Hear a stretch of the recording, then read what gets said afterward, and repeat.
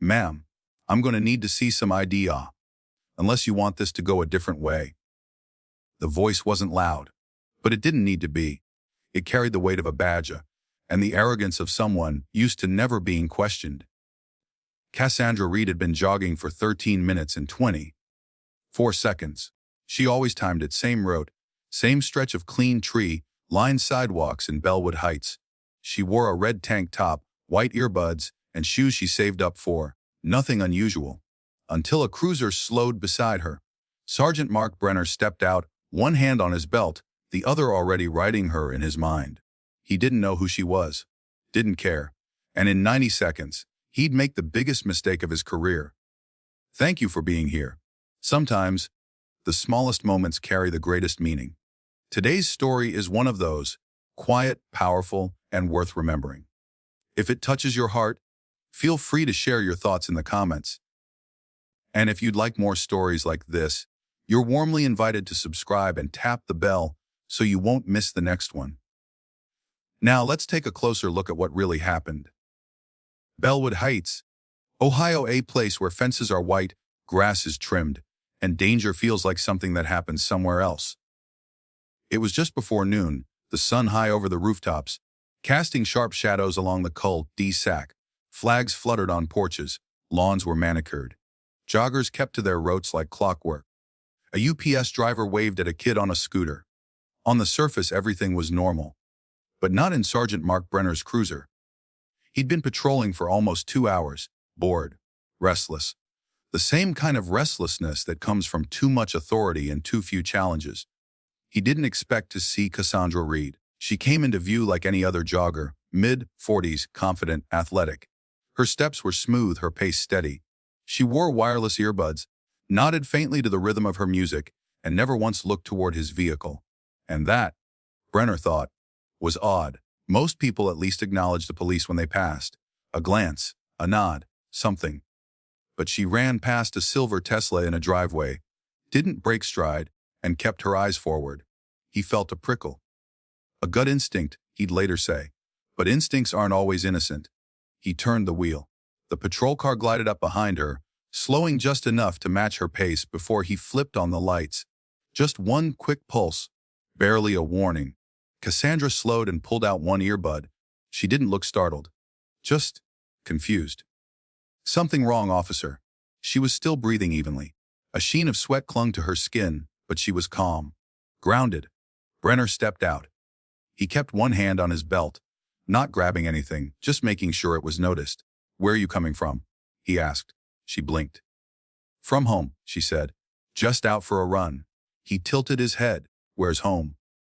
She gestured vaguely down the street. 2 blocks that way. You got ID on you? There it was. The question that didn't match the moment. Cassandra's jaw tightened slightly. No, she said. I'm jogging. I don't carry ID when I run. Brenner didn't blink. I need to verify that. Cassandra raised both eyebrows. Verify what exactly? That a woman in workout clothes is running in broad daylight, on her own street. Brenner's tone stayed flat. Just making sure everything checks out. Or she let out a short breath, almost a laugh. You stopped me because I didn't wave. He didn't answer. Cassandra glanced at the cruiser, then back at him. Is there a reason for this? Brenner didn't like that question. Not from her. She was too calm, too direct. And something in his brain, something wired from years of unexamined authority, read it as a challenge. I saw you jog past that house with the Tesla, he said. Cassandra blinked again. So I need to make sure you weren't casing the property. She gave him a long look. Are you serious? That's not an answer. She crossed her arms. That's because it's not a real question. The silence stretched. A breeze swept across the street. Leaves stirred on the curb. Somewhere, a screen door creaked open. Cassandra's fingers hovered near her phone. Let's call someone, she said. Who knows what the law actually says? That's when everything changed. Brenner stepped forward. Not aggressively, not violently, just forward. He said, lowering his voice, I'm not going to ask again. Show me some ID. I told you. I don't have it on me. Then you're refusing to comply. I'm refusing to be harassed. There it was. That word. Harassed. It hit him in the chest. He felt something stir, a mix of anger and humiliation, hot and electric. "You're resisting my investigation," he said. "I'm resisting your bias," she replied. "And I know exactly what this is." Brenner didn't think. He acted. 1 second she was standing. The next, her wrist was in his hand, twisted behind her back. Handcuffs flashed in the sunlight. Cassandra stumbled as he turned her, one hand still on the cuffs, the other tightening around her shoulder. "What the hell?" "You're under arrest for obstruction. For going on a run. For refusing a lawful order." Across the street, a man stepped out of his garage. 2 teens looked up from their skateboards. A woman standing near her mailbox dropped her jaw. And phones came out. 1 click, then another. And another. The moment was being recorded. Cassandra's voice didn't crack, even as the metal dug into her wrists, even as Brenner clicked the cuffs tighter. "You're making a mistake," she said. "You should have cooperated. And you should have thought twice before you laid hands on me."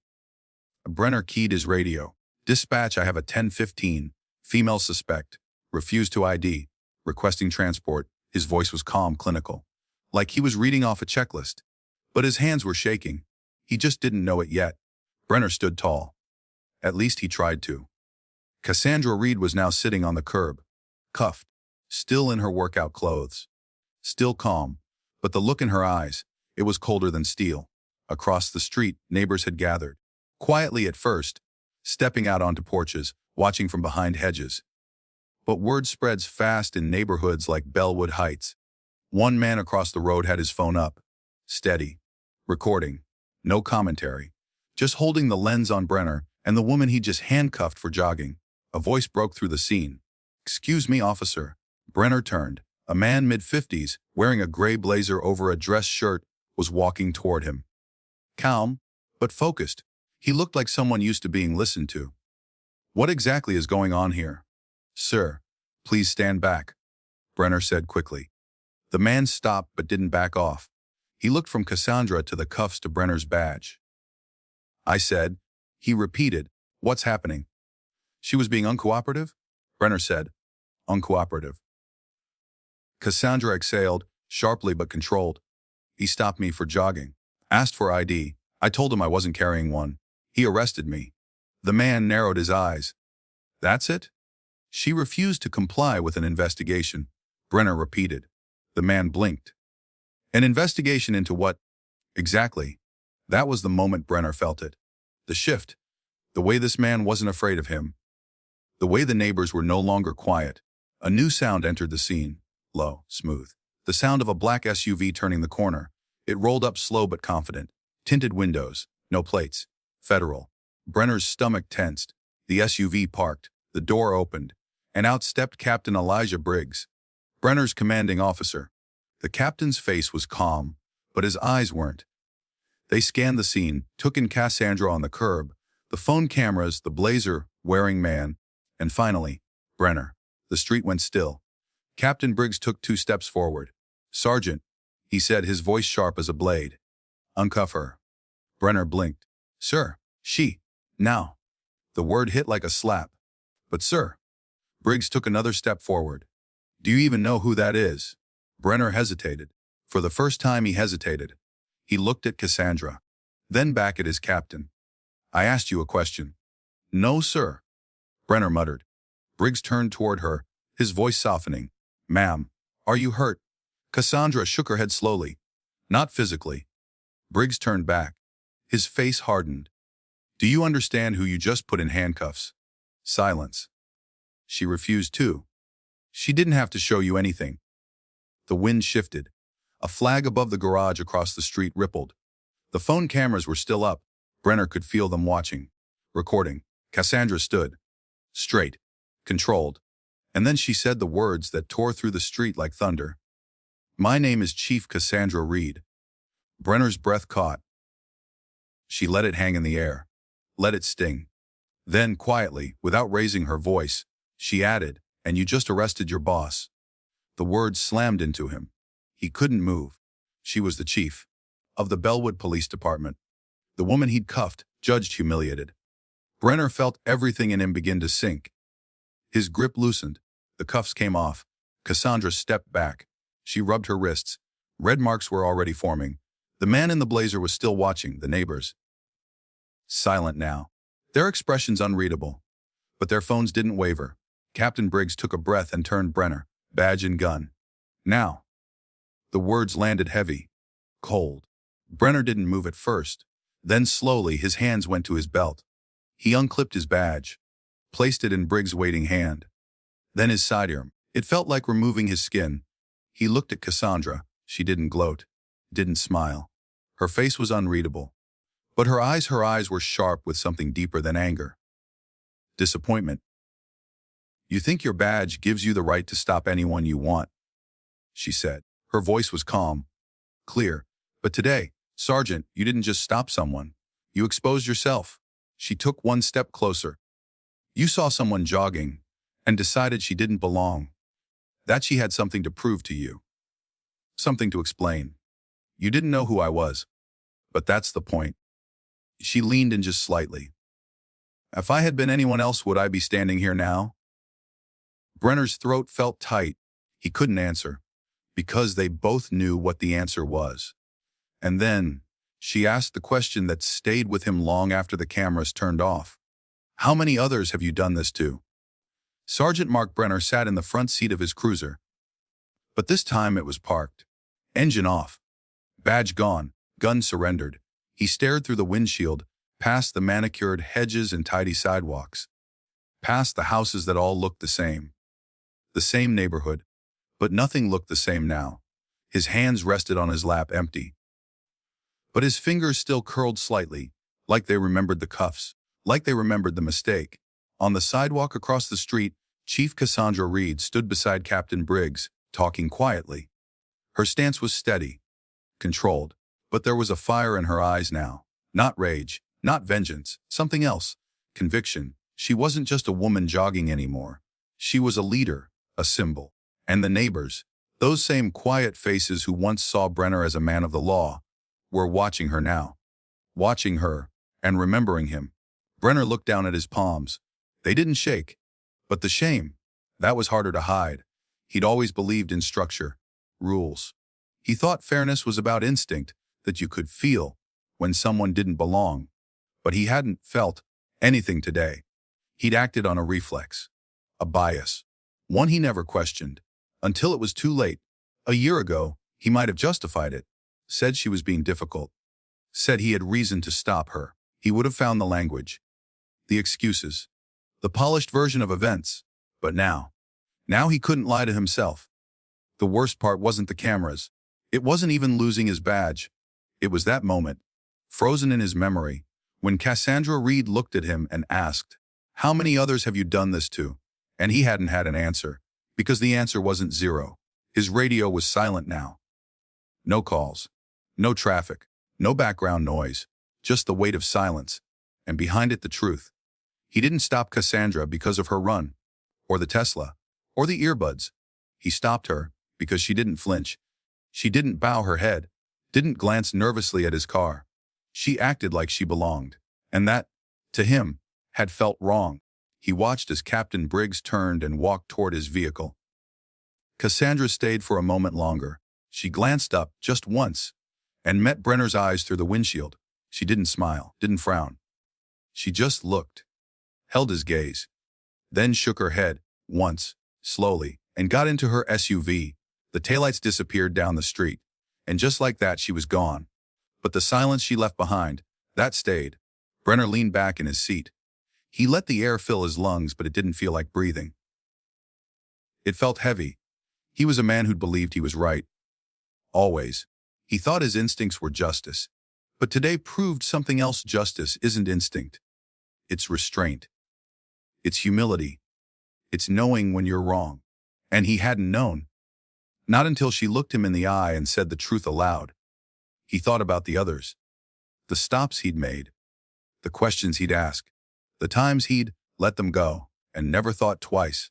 How many walked away shaken? How many never reported it? How many just accepted that this was how it was? Today wasn't just his mistake. It was his reckoning. It was past sunset when Mark Brenner drove home. No radio, no partner, no badge clipped to his chest, just the soft rattle of keys and the steady hum of a man who no longer recognized the uniform he used to wear. He passed the same gas station on Maple, the same family-owned diner with flags hanging in the window. He passed them all, but none of it felt familiar anymore. When he finally parked, he didn't get out, not right away. He sat behind the wheel, hands resting on his thighs. The neighborhood lights blinked across his windshield like memories. In his rearview mirror, he saw nothing, but in his mind he saw her, Cassandra Reed, no badge visible, no uniform, just a woman jogging, minding her own business, living her life, and he had turned her into a suspect. Why? Because she didn't fit. Or because, deep down, he'd spent too many years thinking that his authority meant correctness. He remembered how she stood, back straight, voice steady. Even in cuffs she hadn't cowered, she hadn't begged. She had challenged him, not with violence, but with dignity. And that was what shook him the most. His phone buzzed. A message from Internal Affairs. Meeting scheduled. Probationary review. Attached. Footage from a bystander's phone. He didn't open it. He knew what he'd see. And he didn't need to watch himself to remember what it felt like. The moment the cuffs snapped shut, the look in her eyes, the way she said, "You just arrested your boss." That sentence played over in his mind like a siren that never stopped. It wasn't just about rank. It wasn't about embarrassment. It was about truth. Truth he'd ignored. Truth that had been there, day after day, in every routine stop, every quiet shrug of power, every time someone flinched under his gaze. How many people had he pulled over for, acting suspicious? How many had he watched through tinted glass and assumed the worst? How many had no rank, no title, no audience to protect them? And what happened to them? The truth is, we don't always see ourselves clearly. Sometimes it takes a moment, a misstep. A woman in running shoes and red cuffs to hold up the mirror. And in that mirror, Brenner didn't see a hero. He saw a man trained in power, but never taught to question it. That night, long after the headlines had spread, after the footage had made its rounds online, after the whispers of suspension turned louder, Cassandra Reed sat alone in her office. Her wrists were sore, but she wasn't angry. She was tired. Tired of proving her worth. Tired of being the exception. Tired of how often this story unfolded. Just without the cameras, the rank, the resolution. She looked out her window at the city lights. Then back at her desk. At the file with Brenner's name on it. At the reports she had read too many times from people who didn't get the justice she now had to fight to uphold. And she wondered, what if I hadn't spoken? What if I hadn't been chief? What would have happened to me? The next morning, Sergeant Brenner turned in his final statement. He didn't justify. He didn't defend. He just wrote, "I thought I was doing my job, but now I understand I was doing damage." Power isn't what you wear on your hip. It's how you use it, especially when no one's watching. Too often, people are judged not by their actions, but by someone else's fear. Someone else's bias, someone else's silence. But silence is a choice, and justice, real justice, requires more than instinct. It requires accountability, because not everyone gets a second chance. Not everyone gets to say, "You just arrested your boss. Thank you for staying with us."